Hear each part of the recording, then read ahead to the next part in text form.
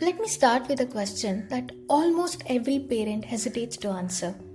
If your child came to you today and asked, "What is a safe touch and what is an unsafe touch?" would you know exactly what to say? Most parents pause here, not because they don't care, but because nobody taught us how to have this conversation. We want to protect our children, but we also want to protect their innocence. The truth is, teaching children about safe and unsafe touch isn't about creating fear in them. It's about giving clarity, confidence, and courage, the tools that they need to protect their boundaries. Namaste everyone, I'm your Kai, and today on Mindfully Yours, we are talking about how to teach safe touch, unsafe touch, and confusing touch to the children in a mindful, age-appropriate, and emotionally safe way. Let me give you an example. When I was around 5 or 6 years old, all I ever heard from the adults in my life was one simple instruction: don't talk to strangers. And that was it. That was the entire safety lesson that I got. There was no explanation, no clarity, and no guidance on what should I do if something feels wrong. And here's the truth. A truth that even today many people still don't realize. Most children around the world are not harmed by any strangers. If we look at the stats, more than 90% of the perpetrators are someone the child already knows. Why this happens? Because we didn't grow up with a language of boundaries. We didn't grow up being told your feelings matter and you're allowed to say no. And that silence, that lack of conversation, that is exactly why this conversation is so necessary today. We have to understand that teaching body safety mindfully doesn't steal innocence from children. It gives them agency. So today we are diving into how we can empower our children with this crucial language. Alright, before we talk about solutions, before we talk about how to move forward, we must face the facts. We must look directly at the reality of this situation. Let's start with our own country. The numbers here are sobering. According to the data from the Ministry of Women and Child Development, 53% of Indian children have faced some form of sexual abuses. And yes, this is more than half of our children. And crucially, this issue does not discriminate by gender.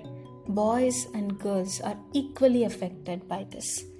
Most critical point I want you to remember, which also echoes our earlier conversation, is that the vast majority of these incidents happen with the known people, not with the strangers.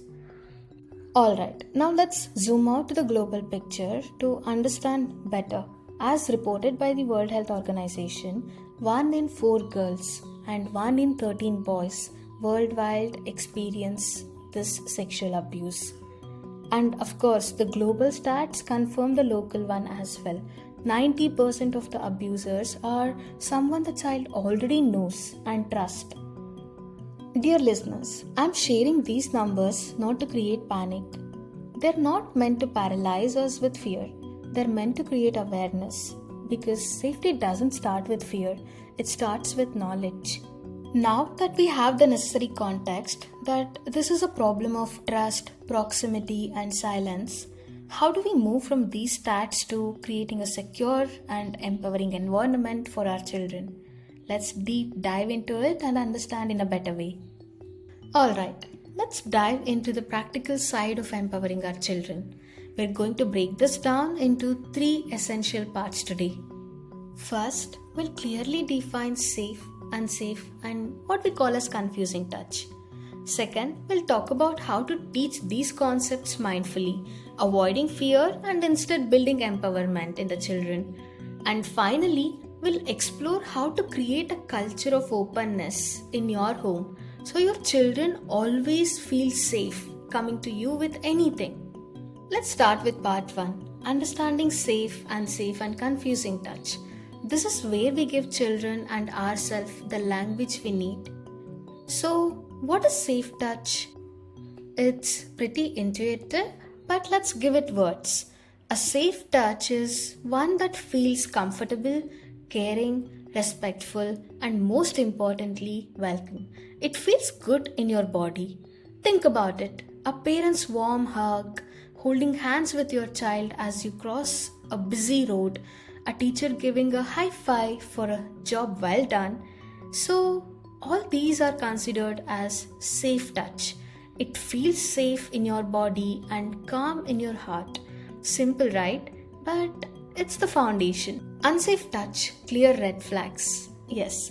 Now let's move to unsafe touch. This is where we draw a firm line. An unsafe touch is anything that feels scary, painful, forced, secretive. This is a huge red flag to remember.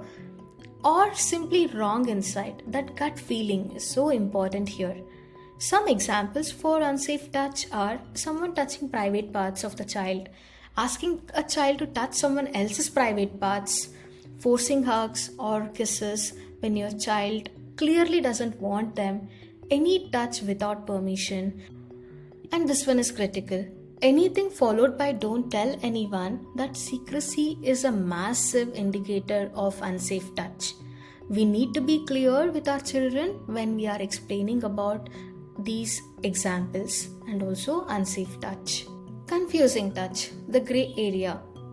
Here's where children and often adults get stuck. Confusing touch. This is the gray area and it's vital we address it. A confusing touch is something that might feel nice but also wrong inside. It's that internal conflict. Or it also make the child feel like I like this person but this particular touch doesn't feel okay. Think about these scenarios. Tickling even by a beloved relative after the child has clearly said stop. Hugs that last a little too long, making the child uncomfortable. Someone touching them in an unusual way that doesn't quite fit in the normal loving interaction. An adult they know and trust, maybe a family friend or a relative, crossing a boundary without realizing it, or maybe with realizing it. This is where we empower children with a crucial piece of knowledge. Even if the person is trusted, the touch can be unsafe. That person isn't suddenly a bad person in their eyes, but the touch itself might be wrong. To make this even clear and easy to understand for younger children, here's a fantastic tool called the Swimsuit Rule. It's simple, visual, and effective. You tell your child the parts of your body covered by your swimsuit are private. No one, absolutely no one should touch them, look at them, or talk about them except a doctor when they are checking you and only with your parents' presence. This gives children a concrete visual boundary for their private parts without being overly explicit or scary. That covers what is safe touch, unsafe touch, and confusing touch. Defining the boundaries and giving our children the vocabulary they need to understand their own physical space is important. But knowing the definition is only the first step. The real challenge for many of us is the how part. How do we bring this up without making our children fearful? How do we adapt this conversation for a toddler versus preteen? And most importantly, how do we handle it if a child does come to us with a concern? Coming up in the part 2, we are going to deep dive into the practical side of this conversation. I will be sharing mindful techniques to teach these concepts age appropriately. How to role play safety scenarios without causing anxiety in the children, and the specific body safety rules which every household should have. Part 2 is where we turn this awareness into a concrete plan of action for your children. Before you go, I want to hear from you. Please drop a comment below sharing your own experience, or let me know how this video was useful for you today. Whether it's a question or a personal win, share it. Your words might be the exact courage or clarity another parent needs today. And if you feel this message is as urgent as I do, hit the share button. Send this to your WhatsApp groups, your fellow teachers, and your circle of parents. Let's stop reacting to fear and start building a community of protection together.